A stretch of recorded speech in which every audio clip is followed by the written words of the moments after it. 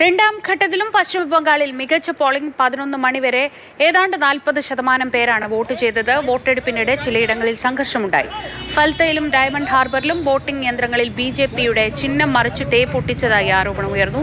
സംഭവത്തിൽ chief election officer അന്വേഷണം പ്രഖ്യാപിച്ചു. വസ്തുതയുണ്ടെങ്കിൽ റീപോളിംഗ് നടത്തുമെന്നും ചീഫ് ഇലക്ഷൻ ഓഫീസർ വ്യക്തമാക്കി. വിഷ്ണു പ്രസാദ് വിവരങ്ങളുമായി. വിഷ്ണു, തെരഞ്ഞെടുപ്പിന് മുന്നോടിയായി തന്നെ, പോളിംഗിന് മുന്നോടിയായി തന്നെ വലിയ രീതിയിലുള്ള ഒരു സംഘർഷ സാഹചര്യമൊക്കെ ഉണ്ടായിരുന്നു.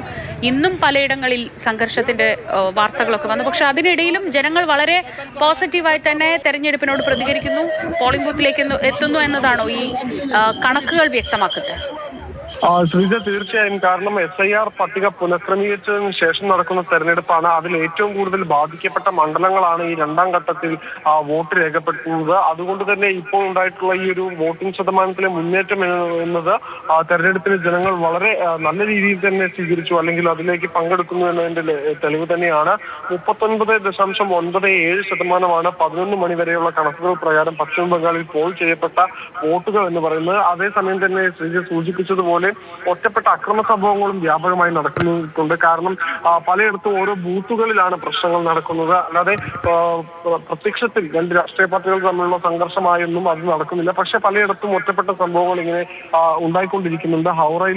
ഹൂഗ്ലിയിൽ ഉണ്ടായിട്ടുണ്ട്, അതുകൂടാതെ മറ്റ് നാദിയയിൽ ഉണ്ടായിട്ടുണ്ട്. ഇങ്ങനെയുള്ള സംഘർഷങ്ങൾ ചില സ്ഥലങ്ങളിൽ ഉണ്ടാകുന്നു. അതേസമയം തന്നെ ഈ പോളിംഗ് ബൂത്തിനകത്ത് ക്രമക്കേട് നടന്നു എന്ന ആരോപണവും ഇപ്പോൾ BJP ഉയർത്തിയിട്ടുണ്ട്. ഈ താമര ചിഹ്നത്തിന് മുകളിൽ ടേപ്പ് ഒട്ടിച്ചിട്ടുണ്ട് എന്നാണ് ഇപ്പോൾ പറയുന്നത്. ഡയമണ്ട് ഹാർബറിലും ഫൽത്തയിലുമാണ് ഇതിന്റെ ദൃശ്യങ്ങളടക്കം ഇപ്പോൾ BJP പുറത്തുവിട്ടിട്ടുള്ളത്.